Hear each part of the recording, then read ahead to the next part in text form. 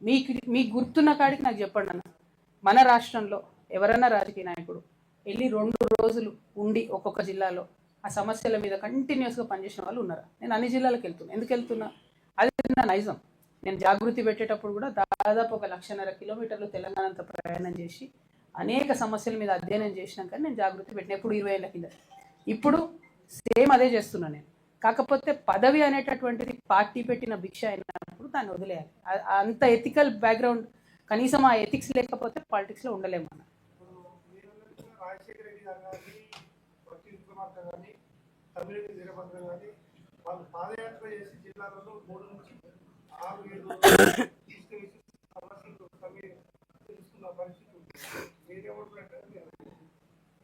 వచ్చినప్పుడు 100%. నేనేమంటున్నా, ప్రజలలో ఉండే నాయకులను ఎప్పుడు తక్కువ అంచనా వేయడానికి లేదు. సమస్యలు ఎక్కడ పరిష్కారమైనాయి, ఎంత మేరకు పరిష్కారమైనాయి. ఇవాళ బట్టి విక్రమార్క గారు డిప్యూటీ సీఎంగా ఉన్నారన్న, అనేక సమస్యలు ఉన్నాయి, వారు పరిష్కరించవచ్చు. పరిష్కరించే స్టేజ్కి వచ్చినప్పుడు మర్చిపోవడం అన్నది కరెక్ట్గా, నేను దానికోసం మాట్లాడతాను.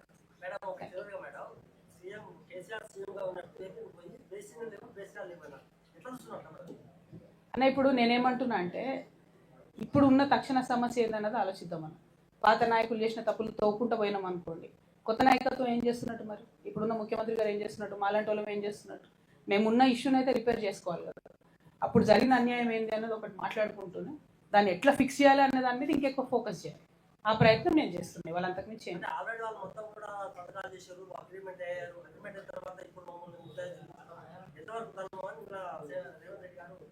మీకు ఇంకో పాయింట్ చెప్తా పట్టన్న. ఇప్పుడు ఉమ్మడి ఆంధ్రప్రదేశ్లో పాలమూరు రంగారెడ్డికి 70 టీఎంసీల నీళ్లు ఉన్నాయని జీవో ఉంది. అది కూడా నిన్న ఫ్లోర్ ఆఫ్ ది అసెంబ్లీలో సీఎం గారే చెప్పారు. ప్లస్ 70 ప్లస్ కొడంగల్ నారాయణపేట మక్తల్కి 7.5 టీఎంసీ, అంటే ఆల్మోస్ట్ 77.5 టీఎంసీ ఇప్పుడున్నటువంటి పాలమూరు రంగారెడ్డికి ఆల్రెడీ అలొకేటెడ్ అని జీవో ఉంది. ఇప్పుడు ముఖ్యమంత్రి ఏం చేసిండు? 45 టీఎంసీలకు సంతకం పెట్టవచ్చు ముఖ్యమంత్రి, ఇరిగేషన్ మంత్రి. మరి ఆల్రెడీ 75 టీఎంసీలకు 77.5 టీఎంసీలకు ఉన్నప్పుడు మీరు ఆ పేపర్ వాడుకోవచ్చు కదా.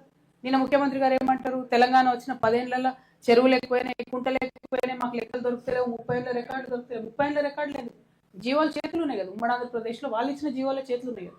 అదే జీవో పెట్టుకొని నాకు పాలమూరు రంగారెడ్డికి 77.5 టీఎంసీ కావాలని ఎందుకు కొట్లాడతలేరు? 45 టీఎంసీకి ఎందుకు సంతకం పెట్టుకోవచ్చు?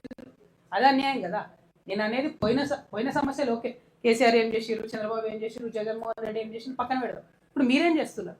77.5 టీఎంసీకి జీవోలు ఉండగా how did you sign for 45 TMC? You tell me.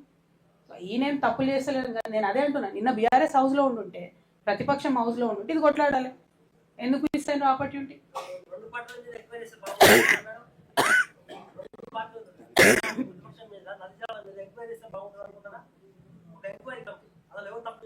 Enquiry ఎవరు చేయాలన్నా? కేంద్ర ప్రభుత్వం చేయాలి. వాళ్ళకి మన మీద ఏమి ఇంట్రెస్ట్ ఉంది? లేదు కదా. నేనేమంటున్నా, పాలిటిక్స్ అర్థం చేసుకోవాలి. బీజేపీకి తెలంగాణ పట్ల ఏం చిత్తశుద్ధి ఉంది చెప్పండి? లేదు. ఇప్పుడు ఇక్కడ ఉన్న వాళ్ళే వీళ్ళే సరిగ్గా చేయకుండా వాళ్ళంటే చేతులు ఉన్న జీవో ఇట్స్ పెట్టుకొని సంతకం పెట్టవచ్చు 45 టీఎంసీకి. ఇప్పుడు కేసీఆర్ని తిట్టడానికి సభ పెట్టుకుంటే ఎవరికి లాభం? ప్రజలకైతే లాభం లేదు. మాట్లాడుతున్నా, నేనేమంటున్నా, మాట్లాడుతున్నారు, జీవోలు ఇస్తలేరు కదా, మాట్లాడుతున్నారు అంతే. ఎగ్జాక్ట్లీ. బీసీ విషయంలో కూడా అంతే చేస్తారు. మన ధర్నా చేస్తే మనతో వచ్చి బీజేపీ కోసం ధర్నా చేస్తారు. ఏం లాభం? ఇచ్చేటోడే ధర్నా చేస్తే ఏం లాభం? ఇచ్చేటోడు మాట్లాడితే ఏం లాభం? 42% ఇవ్వాల్సిందే బీజేపీ. వచ్చి మన పక్కన కూర్చొని ధర్నా చేస్తే మనం బీజేపీ వాళ్ళు మంచి వాళ్ళు మనతో ధర్నా చేసారు అనుకుంటుంది. ఇవ్వాల్సినోడు మాట్లాడద్దు, ఇవ్వాల్సినోడు ఇవ్వాలి. మనలాంటి వాళ్ళు మాట్లాడాలి. ప్రతిపక్షంలో ఉన్నాం కాబట్టి, పదవులు లేవు కాబట్టి మనం మాట్లాడాలి ప్రజల పక్షాలు. బయటకు రాలే, నన్ను బయటకు పంపిరు. క్లారిటీ.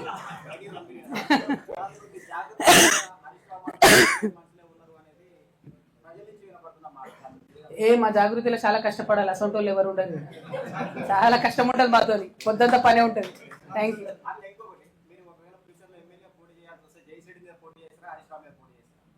ఏడు నుంచి ఏమంటావు చెప్పు.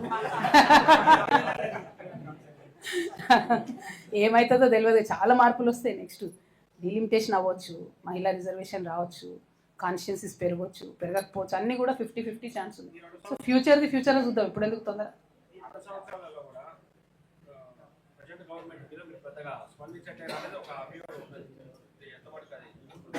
ఎప్పుడు 2 సంవత్సరాలు అవును, నేను బీఆర్ఎస్ లో ఉన్నా, బీఆర్ఎస్ ఉన్నప్పుడు నేనే మాట్లాడు అక్కడ నా వాయిస్ ఏడు ఉండే. బీఆర్ఎస్ నుంచి ఎప్పుడైతే నేను మొన్న చెప్పినా కదా, వెక్క మాట చెప్తా. మంచి క్వశ్చన్ అడిగింది. నేను బీఆర్ఎస్ లో 9.5 సంవత్సరాలు కాదు, 20 ఏళ్ళకెళ్ళి భాగస్వామ్యం. విను బ్రదర్, అరే విను, తొందర 20 ఏళ్ళ నుంచి భాగస్వామ్యం. నేను తెలంగాణ జాగృతి 2006లో పెడితే 2014లో నేను బీఆర్ఎస్లో చేశాను. రైట్, ఇండిపెండెంట్గా ఉన్నప్పుడు కూడా కేసీఆర్ గారి డైరెక్షన్లో ఉద్యమం చేసినాం మేమందరం. రైట్, సో ఆనాడు ఉద్యమంలో ఉండేటటువంటి భాగస్వామ్యం కూడా మాకు ఉంటుంది. ఎప్పుడైతే ప్రభుత్వం వచ్చిందో, ప్రభుత్వం వచ్చినప్పటి నుంచి కేవలం నిజామాబాద్కి నన్ను రిస్ట్రిక్ట్ చేసిరో నేను పదే పదే చెప్పిన.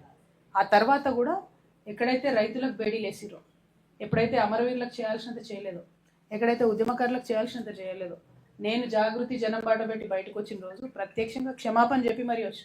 ఎందుకంటే ఆ పాపంలో నాకు భాగస్వామ్యం ఉంటుంది.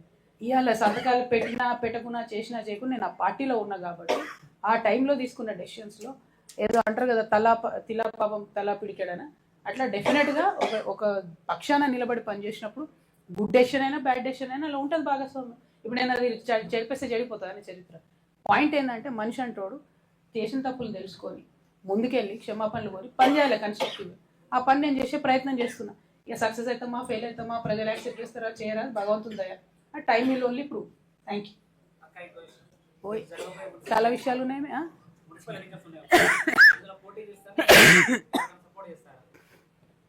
చూద్దాం, మా వాళ్ళు అయితే చాలా మంది ఉత్సాహంగా ఉన్నారు, మరి ఇంకా డెసిషన్ అయితే తీసుకోలేదు.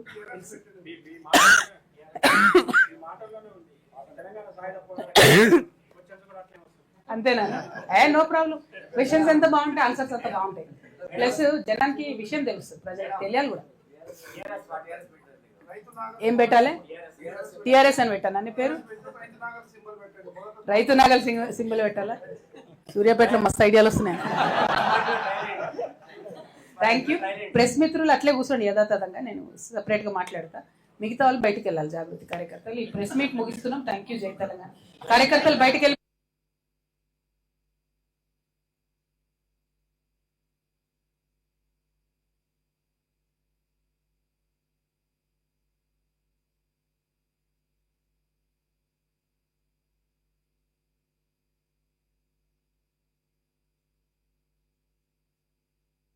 అన్ని బిల్లులు పాస్ అయ్యి.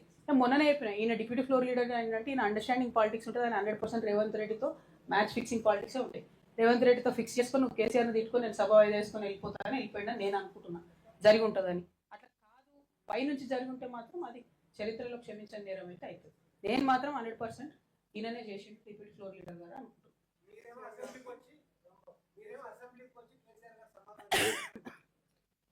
అన్ని బిల్లులు పాస్ అయ్యి. మొన్ననే చెప్పిన, ఈయన డిప్యూటీ ఫ్లోర్ లీడర్ అంటే ఈయన అండర్స్టాండింగ్ పాలిటిక్స్ ఉంటుంది. ఆయన 100% రేవంత్ రెడ్డితో మ్యాచ్ ఫిక్సింగ్ పాలిటిక్సే ఉంటాయి. రేవంత్ రెడ్డితో ఫిక్స్ చేసుకొని నువ్వు కేసీఆర్ని తిట్టుకొని నేను సభ వాయిదా వేసుకొని వెళ్ళిపోతానని వెళ్ళిపోయినా నేను అనుకుంటున్నా, జరిగి ఉంటుందని. అట్లా కాదు, పైనుంచి జరిగి ఉంటే మాత్రం అది చరిత్రలో క్షమించని నేరం అయితే అవుతుంది. నేను మాత్రం 100% ఈయననే చేసి డిప్యూటీ ఫ్లోర్ లీడర్ గారు అనుకుంటున్నాను.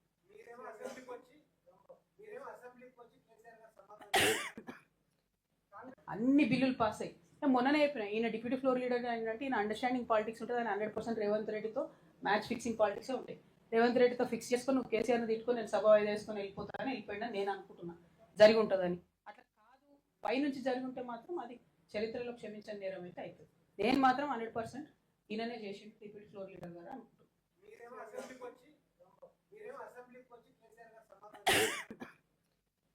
అన్ని బిల్లులు పాస్ అయ్యి.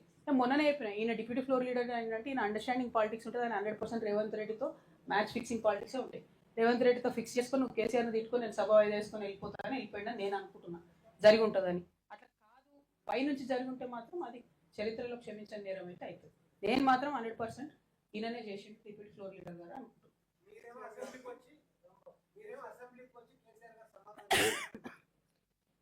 అన్ని బిల్లులు పాస్ అయ్యి. మొన్ననే చెప్పిన, ఈయన డిప్యూటీ ఫ్లోర్ లీడర్ అంటే ఈయన అండర్స్టాండింగ్ పాలిటిక్స్ ఉంటుంది. ఆయన 100% రేవంత్ రెడ్డితో మ్యాచ్ ఫిక్సింగ్ పాలిటిక్సే ఉంటాయి. రేవంత్ రెడ్డితో ఫిక్స్ చేసుకొని నువ్వు కేసీఆర్ని తిట్టుకొని నేను సభ వాయిదా వేసుకొని వెళ్ళిపోతానని వెళ్ళిపోయినా నేను అనుకుంటున్నా, జరిగి ఉంటుందని.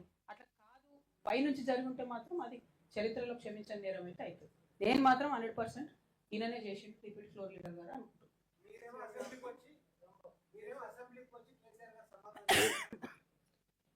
అన్ని బిల్లులు పాస్ అయ్యి. నేను మొన్ననే చెప్పిన ఈయన డిప్యూటీ ఫ్లోర్ లీడర్ అంటే ఈయన అండర్స్టాండింగ్ పాలిటిక్స్ ఉంటుంది, ఆయన 100% రేవంత్ రెడ్డితో మ్యాచ్ ఫిక్సింగ్ పాలిటిక్సే ఉంటాయి. రేవంత్ రెడ్డితో ఫిక్స్ చేసుకొని నువ్వు కేసీఆర్ని తిట్టుకొని నేను సభ వేసుకొని వెళ్ళిపోతానని వెళ్ళిపోయినా నేను అనుకుంటున్నా జరిగి ఉంటుందని. అట్లా కాదు, పైనుంచి జరిగి ఉంటే మాత్రం అది చరిత్రలో క్షమించని నేరం అయితే అవుతుంది. నేను మాత్రం 100% ఈయననే చేసి డిప్యూటీ ఫ్లోర్ లీడర్ గారు అనుకుంటున్నాను.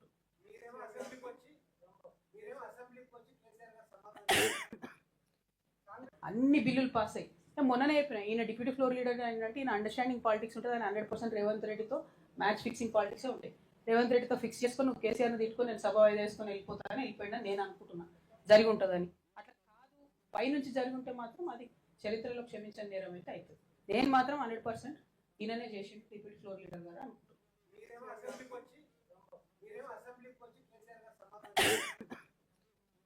అన్ని బిల్లులు పాస్ అయ్యి నేను మొన్ననే చెప్పిన ఈయన డిప్యూటీ ఫ్లోర్ లీడర్ అంటే ఈయన అండర్స్టాండింగ్ పాలిటిక్స్ ఉంటుంది, ఆయన 100% రేవంత్ రెడ్డితో మ్యాచ్ ఫిక్సింగ్ పాలిటిక్సే ఉంటాయి. రేవంత్ రెడ్డితో ఫిక్స్ చేసుకొని నువ్వు కేసీఆర్ని తిట్టుకొని నేను సభ వేసుకొని వెళ్ళిపోతానని వెళ్ళిపోయినా నేను అనుకుంటున్నా జరిగి ఉంటుందని.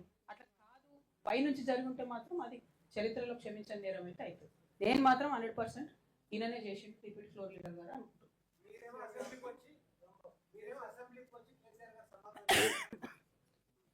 అన్ని బిల్లులు పాస్ అయ్యి నేను మొన్ననే చెప్పిన ఈయన డిప్యూటీ ఫ్లోర్ లీడర్ అంటే ఈయన అండర్స్టాండింగ్ పాలిటిక్స్ ఉంటుంది, ఆయన 100% రేవంత్ రెడ్డితో మ్యాచ్ ఫిక్సింగ్ పాలిటిక్సే ఉంటాయి. రేవంత్ రెడ్డితో ఫిక్స్ చేసుకొని నువ్వు కేసీఆర్ని తిట్టుకొని నేను సభ వేసుకొని వెళ్ళిపోతానని వెళ్ళిపోయినా నేను అనుకుంటున్నా జరిగి ఉంటుందని. అట్లా కాదు, పైనుంచి జరిగి ఉంటే మాత్రం అది చరిత్రలో క్షమించని నేరం అయితే అవుతుంది. నేను మాత్రం 100% ఈయననే చేసి డిప్యూటీ ఫ్లోర్ లీడర్ గారు అనుకుంటున్నాను.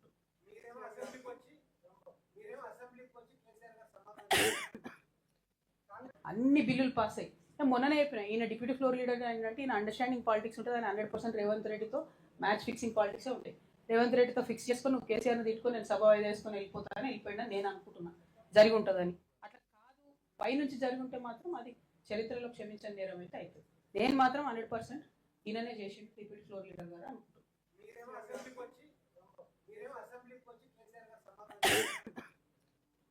అన్ని బిల్లులు పాస్ అయ్యి నేను మొన్ననే చెప్పిన ఈయన డిప్యూటీ ఫ్లోర్ లీడర్ అంటే ఈయన అండర్స్టాండింగ్ పాలిటిక్స్ ఉంటుంది, ఆయన 100% రేవంత్ రెడ్డితో మ్యాచ్ ఫిక్సింగ్ పాలిటిక్సే ఉంటాయి. రేవంత్ రెడ్డితో ఫిక్స్ చేసుకొని నువ్వు కేసీఆర్ని తిట్టుకొని నేను సభ వేసుకొని వెళ్ళిపోతానని వెళ్ళిపోయినా నేను అనుకుంటున్నా జరిగి ఉంటుందని. అట్లా కాదు, పైనుంచి జరిగి ఉంటే మాత్రం అది చరిత్రలో క్షమించని నేరం అయితే అవుతుంది. నేను మాత్రం 100% ఈయననే చేసి డిప్యూటీ ఫ్లోర్ లీడర్ గారు అనుకుంటున్నాను.